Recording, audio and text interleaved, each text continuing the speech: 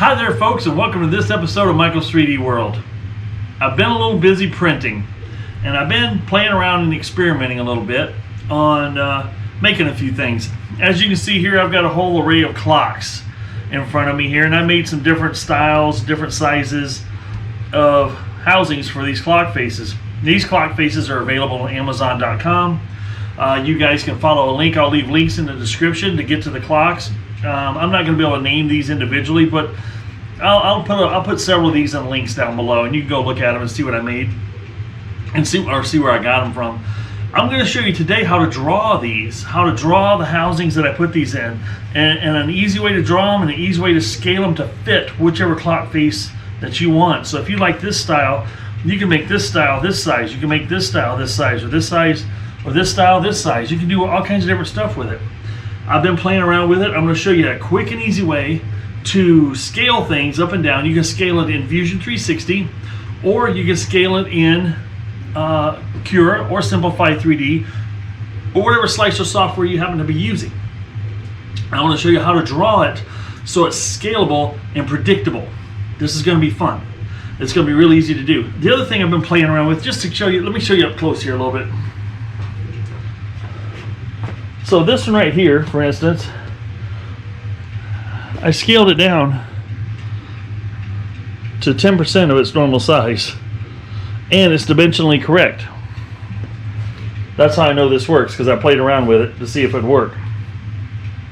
The other thing I've been playing around with is, look at that, it's two-tone. It's really easy to do. You just got to be patient, and you got to be a little quick.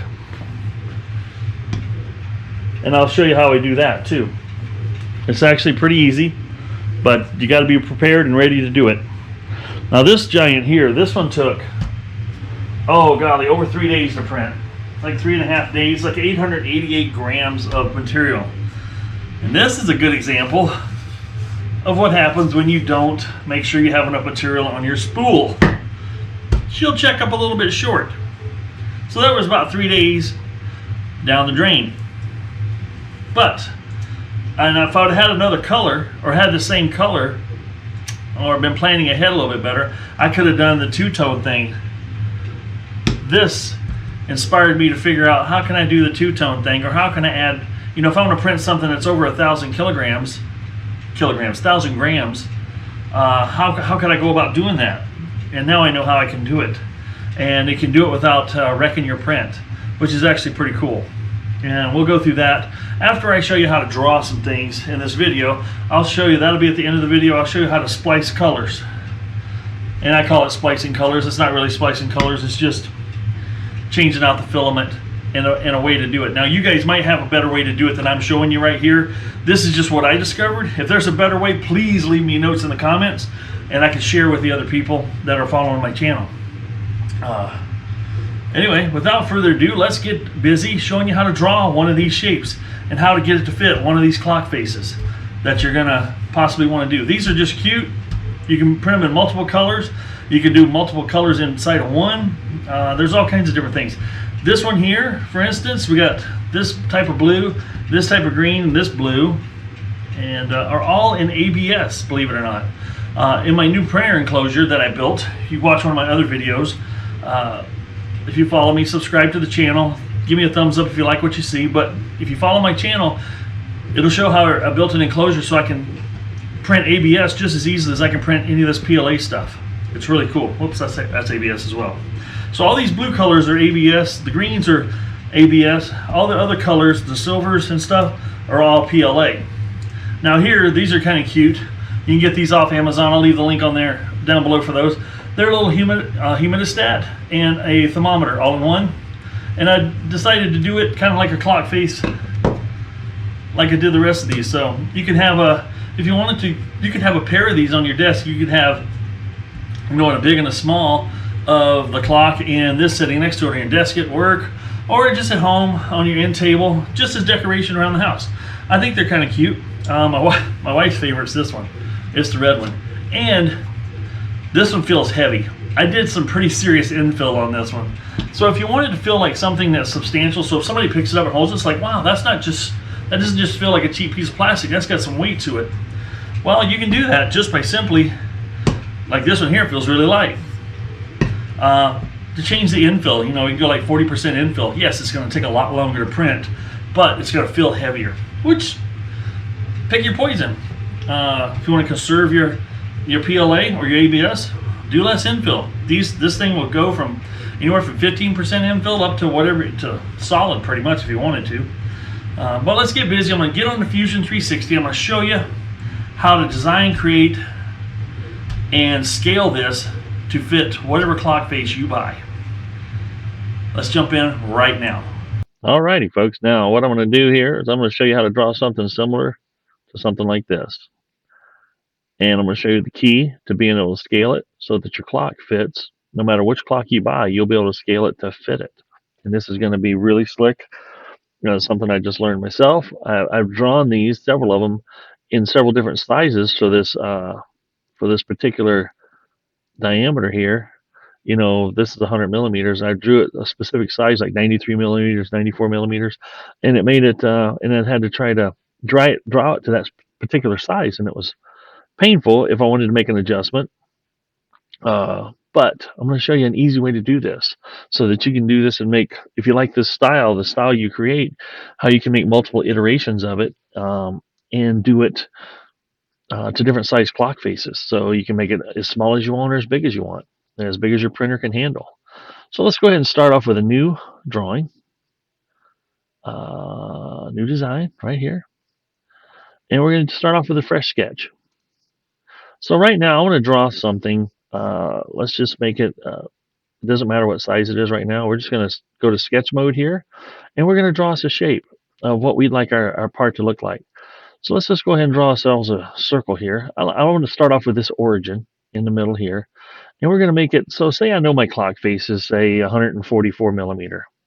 I'm going to go ahead and draw something bigger than that. So I know my 144 millimeters will fit right in the center. So if it's going to have to be 144 millimeter, and let's just say this is 165. Let's just go 175. Now this is something you guys can play around with. I'm just going to type in 175 and call that good. Then we're going to zoom out. So we've got the beginnings of our circle of our clock. Now I'm using my scroll button to scroll in and out. As you can see, if I scroll in and out here, what that does, it goes over there. Same over here. If I want to scroll in and out directly on it, I put it near the center. So this isn't designed to be a tutorial completely. This is just to show you how to do something really cool in this program. And this is Fusion 360 that I'm using. So now I want to start drawing the base. What do I want the base to look like? I have no idea. So I'm going to draw something that looks proportionally height-wise. So let's just kind of go, let's go down somewhere here. Let's just snap on there. Let's go over to the side.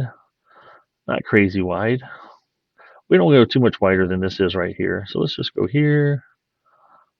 And I'm just clicking. I'm not doing any particular sizes here. I'm just kind of eyeballing this to do some things, to get some sizes and shapes in place to make something really cool. Now, I could just start doing some stuff here, but I want to do I don't know what this is even called. What's this called? Fit point spline. And I'm going to start drawing a shape here. That's the cool part about this, is you can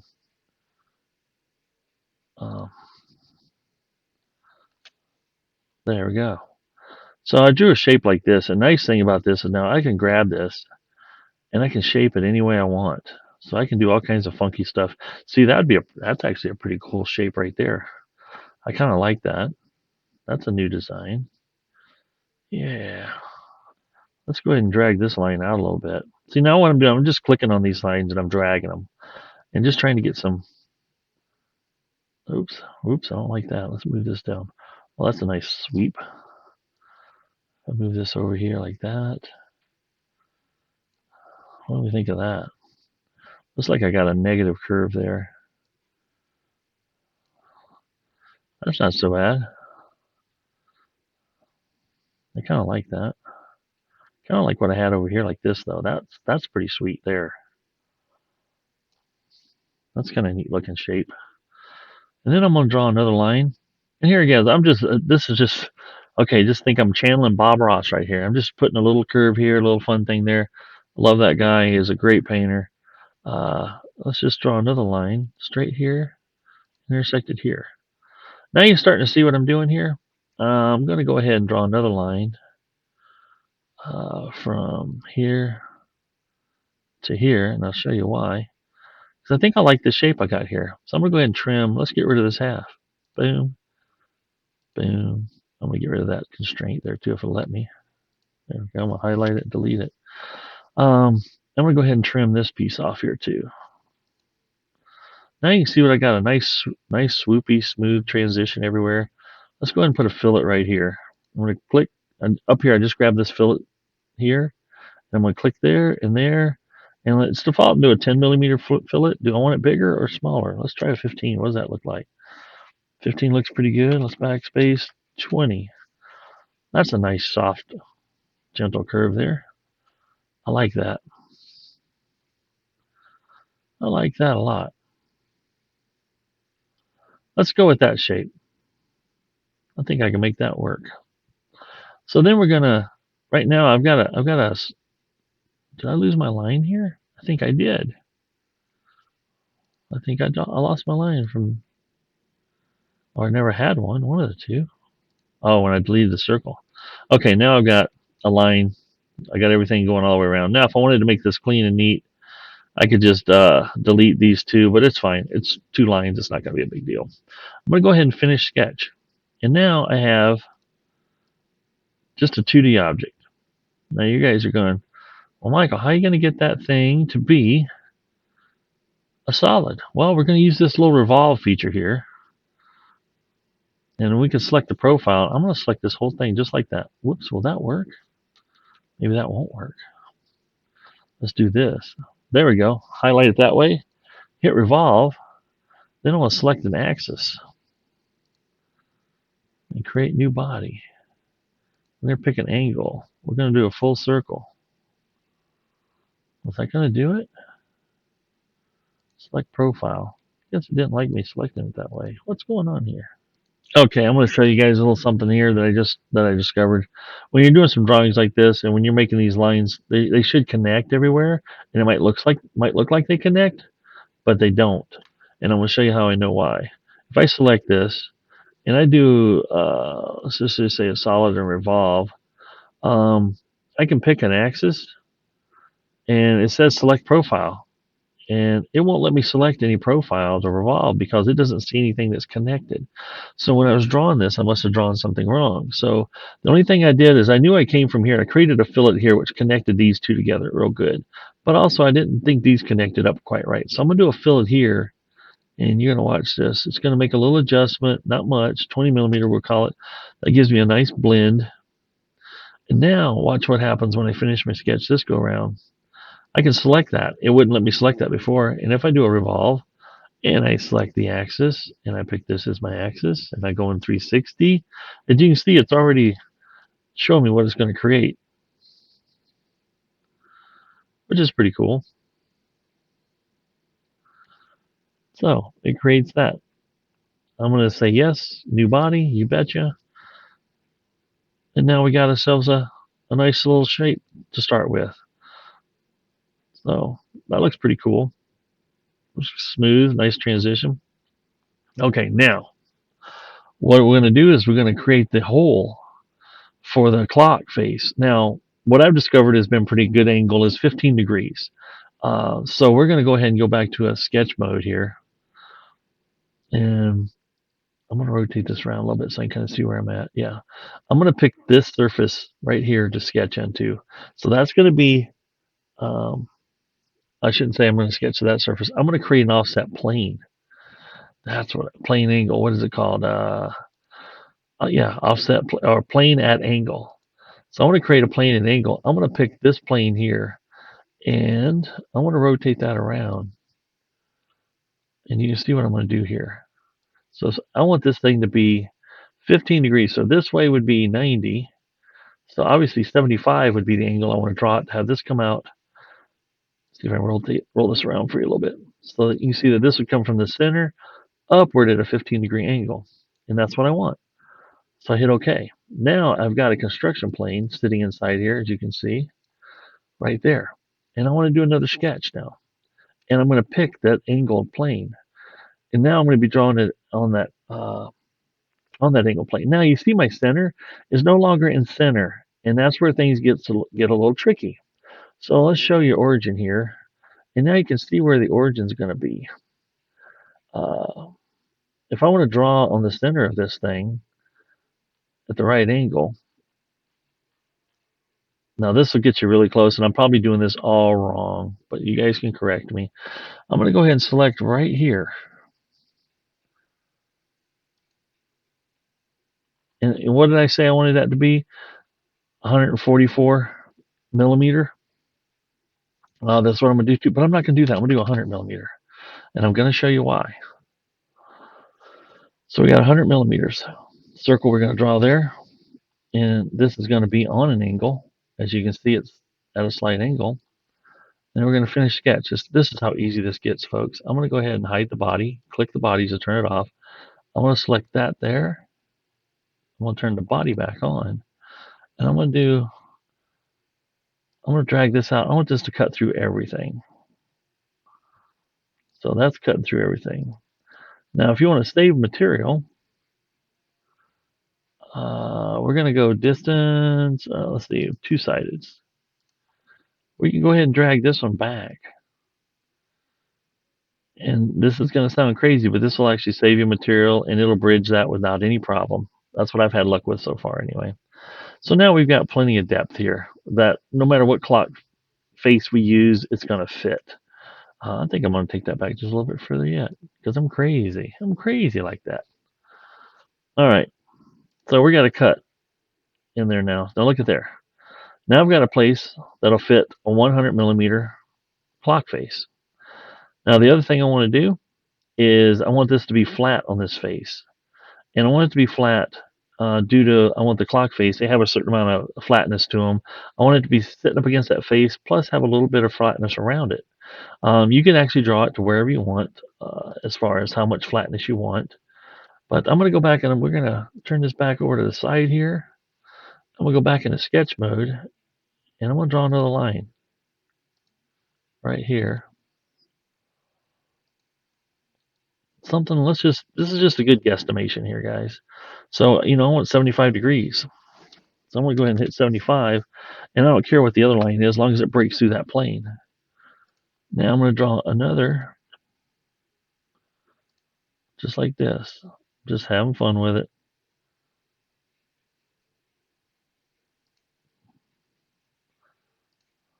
We'll draw another line from here to here. Like I said, there's many good ways to do this. You guys, this is just not a tutorial. This is just how I did it. So I'm going to go ahead and clean those up.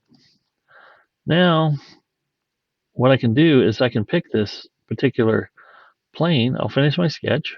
I'll pick that, not plane, but that thing I just drew. And you see where it's at? It's right dead center of this thing. What I want to do is I want to extrude that. And I'm going to go two sides. I can just say two sides. I'll just put symmetric. So all I got to do is put one number in. And whatever I drag, it'll drag. So as you can see what it's doing there? It's creating that flat. Boom. Just like that. There we go. Now we got us a flat for a clock face to sit against. Pretty slick? You bet it is. Now, this is just another style. This one's a little taller than my other ones. Actually, I don't even know how tall. I like the looks of that, though. I think that's going to be kind of cool. Kind of a stately looking piece. So now, that's all there was to it. You're done. Now, I want to do one more thing. I want to put a fillet here so it makes it easy to get your clock. There's a rubber usually around that clock that helps it slide in. It helps hold it in place. It doesn't help it slide in. It helps hold it in place. So I'm going to do a fillet here. And I want that to be, let's just say 2 millimeter. Let's make it bigger, 4 millimeter. Yeah, that's pretty good size there. And we hit OK. Now we can put another fillet here if you want, just to make this a softer edge. So it's, we'll just say, let's call it, I don't know, What do you guys think? 2 millimeter? I just want to soften it up enough. Let's call it 3. Yeah, that just breaks that edge enough. Maybe 4. Maybe 5. I kind of like that. Yeah, that's not too bad. I'm digging on it. Now, the other cool thing is, we'll call that good. Let's go ahead and hide the origin here. There we go. Now, if I decide that I don't like this shape and I want to change it a little bit, let me show you all you got to do. Go back to your original sketch here, down the bottom left-hand corner of my screen, and right-click, and you can go Edit Sketch, and it'll bring you right back to this joker here. Now, if I decide that I thought that looked a little too skinny, whoa, whoa, whoa. Isn't that weird? Undo. But see, I can sit here and play around with this. And do some funky things with it. Obviously, it doesn't like a lot of this of what I'm doing. But if I hit OK, finish sketch, look what I got there now. Isn't that nuts, though? I got me an ashtray clock. Actually, I'm kind of liking the looks of that. Not that I like ashtrays, but that's a unique looking base, isn't it? Well, see, that's how you can stumble across some of the crazy stuff you can do. You can come up with a design you didn't even intend to come up with. This could be a little place to put, your wife can put her jewelry, put some earrings or something in there. You can throw your keys and your wallet in there, and just keep that all. That's kind of cool. I'm thinking I'm digging on that. What do you guys think? Oh, that's just crazy enough to work. Put that on my dresser with my wallet, my keys, and my change, and everything else, and go, yeah. Huh. I'm sorry, I'm just looking at this to see what that shape's kind of funky. The nice thing is you can always go back to undo. Keep hitting undo until it goes away, and hit sketch again. Or finish sketch. We're right back to where we started from. I would like that to be just a little thicker, but I think I want to do one thin like that. Looks kind of, I don't know what it looks like. Let's go with that. Okay, so that's how easy that was, guys. The ones you saw out on the table that is over my shoulder, this is how I did those. It's nothing special. Now, here's the really sweet part about it. Now, if we check this out, that's a 100 millimeter diameter, right? The cool part is you can do this, you can save this off in many ways, and I'll save this particular design off plus a few of my other designs off on Thingiverse. I'll leave a link down below in the description. You can go there and download it, and you don't even have to have Fusion 360 to produce some of these yourself, to create some of these clock faces yourself. And I'm going to show you why. Because right now, right, that's 100 millimeters, right? And say I get my clock face and I measure it. Let's just get down here in the bottom of my screen here. Here I am. See me? See me? Now, guys, you can take your caliper here. Try to get this in the camera shot. And you can measure your clock face that you ordered. Or you can take a scale and get real close. Anyway, you can measure it. Say, for instance, my clock face I got measured 74 millimeter. I'm just picking a random number out of the air. 74 millimeter. Well, this is at 100. The beauty of drawing this at 100 is this. Right now, I can actually select this whole thing. You see it's highlighted? I can go modify, scale, and it's going to give me a scale factor. This is a 100% scale factor here. And since I did it 100 millimeters, I can type in 0.74. And it just scaled the whole thing down to fit a 0.74 millimeter clock. I analyze that now. Look what I've got, a diameter of 0.74. And everything's scaled proportionally. That is so easy. Isn't that so easy? Now, I'm going to show you another cool thing. You can do this in Fusion. If you don't have Fusion and you're just taking and downloading this STL file off of Thingiverse, all the STL files that I'll have on Thingiverse, this will be at 100 millimeters, and you can scale it this exact same way. So I'm going to go ahead and undo that, go back to my full size. Now I'm going to show you again. This is now 100 millimeters. See it right here. And then I'm going to go and print this. So I'm going to go to Tools. Tools, make 3D print. And we're going to select the file. And I'm using Cura, as you can see over here. You probably can't see, I'm in the way. Let me move me for a second here. Right here, I'm doing Cura, and you can select how dense or crazy you want this to be. Hit OK. And what that's going to do is it's going to open up Cura for me. You're going to see this pop up on my screen here in just a minute. Boom. Whoa, I drew it gigantic. That thing is huge. Will it fit in my CR-10? It's going to use all the capacity of the CR-10. But keep in mind, this is 100 millimeters, and we're going to scale it down. So if I go in and click right here in my Cura, I can hit scale. And this is 100%. I want it to be 74% scale. Now, this will be 74 millimeters, and this will most likely fit right in my Ender now. Possibly, we'll see. I'll switch it. Nope, still too big for the Ender. So that's what you want to keep in mind. Now, this is too big height-wise, not necessarily too big diameter size. It obviously would fit. It's just too tall. So anyway, I'm not gonna draw this one up for you guys. I'll draw one up a little smaller of this style. That'll actually fit inside your machine. I'm gonna go ahead and close this. So maybe I'll go and fix that here. Why don't we fix that now? I want you guys to be able to print exactly what we did here. So, and this is there again. I'm just doing this in real time, guys. This isn't. Wow, it's not gonna like any of that, is it?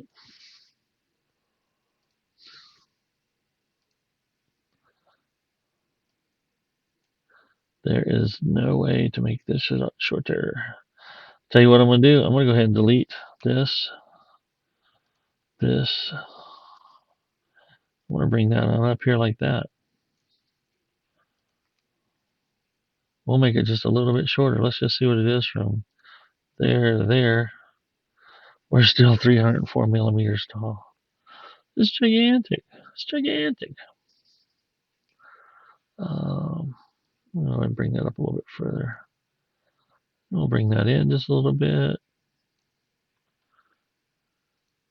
Let's do the same.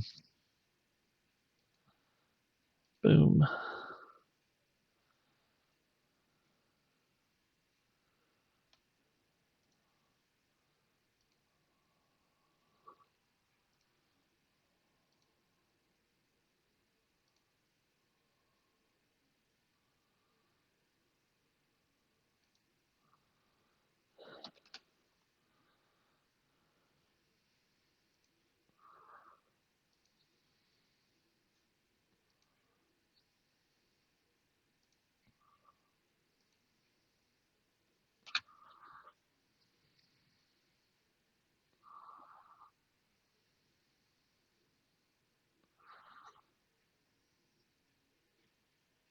Okay, we're going to throw a fillet back in here. Still want it to be about a 10 fillet.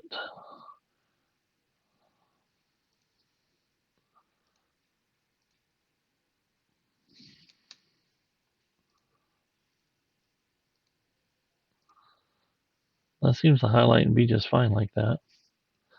We'll finish sketch. Let's see what happens here. Oh, it worked. Look at that. I just changed everything about that little guy. Almost looks like a minion now. Actually, I don't mind that either. It's so fun to create stuff, guys. I encourage you, if you don't have Fusion 360, I encourage you to get it.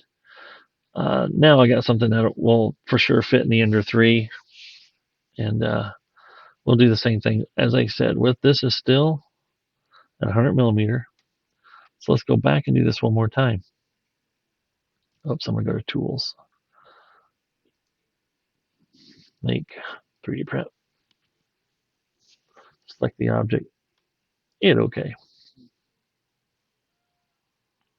Look at that fat cat. That's okay. I'm going to go ahead and select it. I'm going to roll it around because I like things to be facing me.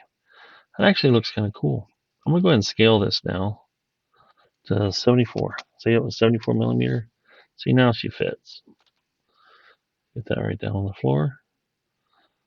That's kind of a chunky monkey. I kind of like that. It looks hefty, don't it? Now something like this, you know, to conserve, like if you left it, let's see, I'm using a layer height of 2, wall count. I like heavy wall counts. Some of you may not. I'm using an infill of what, 10%. Let's just slice that and see how many grams of material that's going to take. 21 hours, 310 grams. Let's just do a little preview here and see what things are going to look like under the preview. Now, chances are you can do this without any support. It looks like it should print without support just fine. That's pretty cool. I like that. I got to print one like that now. Now, here's another cool thing. You want to try this out. And right now, this is at 74%. Try doing it at 20%. And what's really cool about this is you can print this and give it a test run at 20% just to see how it's going to print out. And I've done this before on things that's going to take, you know, a lot of hours to print. I go ahead and jump in here and go, okay, let's just do this at 20%. And it's going to take an hour and a half, say, 15 grams of material. But you'll get an idea if it's going to turn out and how it's going to look with your settings. And you're only going to burn up 15 grams of material. And then once you like it, if you think it's going to work for you and does everything you want it to do, then you just go back over here and you pop this thing back up to 74%. And you slice it and you save it and you run it. What do you guys think of that? I like this one a lot. I just like the chunkiness of it. There again, you guys saw me create this. It's going to take 21 hours and 28 minutes. That's not bad at all. Now, when I say that bad, some of you guys, I don't know how long a print you normally do, but I do a lot of prints that last 3 and 4 days. Usually about 3 days and 20. Let's see, 24, almost 4 days. Usually, printing at this print speed is about 4 days worth of a full kilogram of takes about 4 days to print through, typically for me. And there again, I'm not afraid to print long prints. I like this look of this one. All right, we're gonna have to save this one to the file because I really like it. We're gonna save this one, and you guys can do whatever you want for your naming conventions. I have my Ender 3 files, and like here's what I typically like to do, and you don't have to do this. Is like this is a CE3 Creality, you know, Ender 3, and I'll type in what it is, and I'm gonna call it the Fat Monkey Clock. Clock. Now, other pertinent details I like to put in here is that I'm going to run this at how many grams is it going to take? 310 grams. I'll put 3T, and I'll put my hot end at 260. These are all the little notes that it's kind of nice to have in the name. And I'll put the bed temp at 60, and I'll do an I for infill, and we're going to do 10% infill. So you have a lot of information right there. So if you want to print this and you like it and it works out well for you, you got all the information of what you did there. And there again, I'll save it. And this is for a 74 millimeter. That's the other thing. You can put here 74 millimeter Fat Monkey Clock, right? And hit save. Now we're ready to print that joker. Now that wasn't hard, was it? That was actually really easy. And it was fun. So I plan on doing a little tutorial series to do some basic drawing stuff here in the upcoming future. So for you guys that have 360 out there, I think there are some tutorials out there. If you like the way I show you how to do things, we're going to go through for some basics, and I'll get as complicated as I can get. I'm not a pro at this. I've only been drawing in this 360 for about 3 months now. Now, keep in mind, I spent many years as a tool maker drawing in Mastercam and doing stuff in Mastercam. So I'm relearning things again in Fusion because they aren't drawn the same way, or the process isn't exactly the same. So, anyway, what do you guys think of that? Let's go back and see how our multicolored prints going that we currently have on the machines. Now I'm going to change this. So I went from black to silver to black, and I'm going to go back to silver, and I'm going to show you how I'm going to do that right now. First thing I'm going to do is I'm going to hit pause on my print. Once you hit pause, you want to extract this filament quickly, and then you have your other roll of filament ready to go, and get right back in there in the action as fast as possible with no delay, because the more you delay, the more chances of it's going to burn a little spot in the top of your part. You don't want that. So like that, I've got that back in there. We're going to hit put go again.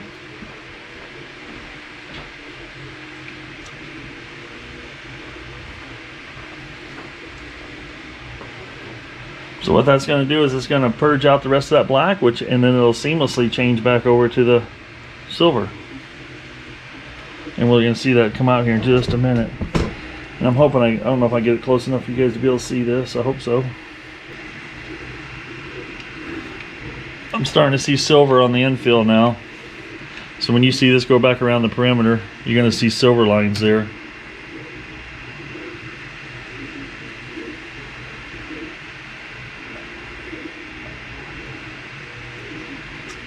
Anyway, that's how I did.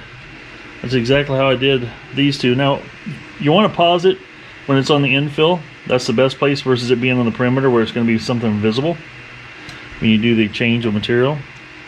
Like I said, you want to be quick, because I was a little slow one time and I had a little dimple that I created. You can feel the nozzle hit it, and I had to quickly take my little nippers and get in here and nip that right off. But then it kept on going without any other issues. Anyway, that's the easy way to do the change of color. And this, I'm gonna let this one finish up in silver. Over here you can see, get you down a little closer here, I started off with like an olive drab color, gone into a red, and then into a silver. And I may change it to something else. Now this isn't, I'm not a interior decorator by any stretch. I'm just playing around with colors. And this is also an excellent way to burn up your existing colors that you have like 50 milligrams or 50 grams of, and 40 grams of, and 100 grams of. If you got a part that's going to take, 200, 300 grams, go ahead and throw those all in the same project.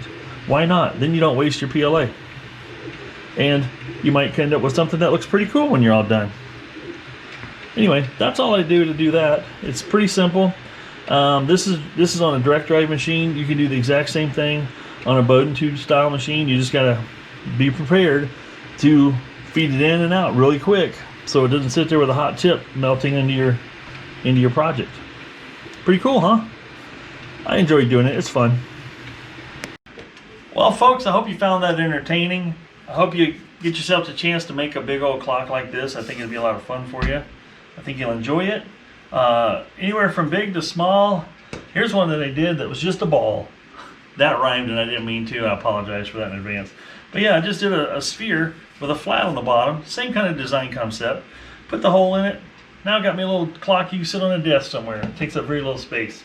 But anyway, that's all I got for you folks. I hope you enjoyed that. I hope you found this informative. I got it. Hope you found this informational, and I hope you learned a little something along like I just did. Every time I draw in Fusion, I learn something a little bit different, a little newer. There is no one way to do things, I found out in Fusion. There are multiple ways to get to the same result. I'm not going to say that all of them are the fastest, but you'll discover that the more you draw, the more you learn what's your best techniques and what you're comfortable in doing. Anyway, like I said in the beginning, all these clock faces that I have here will be in links for them will be in the description for a link to go to Amazon where I bought these. If you use my link, I much appreciate it. It doesn't cost you a dime. I get a 3% commission, and that's it off of every sale that people use my link and go buy. Now here's the really cool part. If you go and follow the link to buy this clock face, and then go buy a chainsaw while you're in the same link base, you go and do a search and find a chainsaw and put that in your cart, and then you go buy a miter saw and put that in your cart. That's awesome, because I get commission for that as well, and it helps the channel. It helps me keep doing what I'm doing here, so I can keep bringing some good quality entertainment / educational / how-tos on this 3D printing channel. I've enjoyed the living poo out of being able to do these, take these 3D printers and do some creating of some stuff. It's nice to take something that's in my head, put it on the computer, and then make it something that I can hold in my hand, which is really cool. I've always enjoyed that my whole life. I think it's a really neat thing to be able to do. And I want to show you guys how to do it, and I continue to bring videos like this to you. Now, I know when I created this channel originally, and it's still going to get there, I was going to create some boat parts, some pieces for my outboards that you can't buy anymore. These older outboards that have broken choke knobs and stuff, I want to be able to print those out. And I'm getting there, but I needed to get my ABS printer working well first, or I shouldn't say my ABS printer. The printer I'm using to print ABS is in the enclosure, because I need that environment to be able to print an ABS that will hold up and do what I need it to do. Anyway, without me dragging this out any further, folks, I hope you enjoyed this. Don't forget to hit that thumbs up. Don't forget to hit that like, or that the like is the thumbs up, sorry. And hit that subscribe, and you'll see more, get notifications when more of my videos come out, and you can watch more of my stuff. There again, this is Michael saying get out there and create, design, and do something fun. And I'm out of here.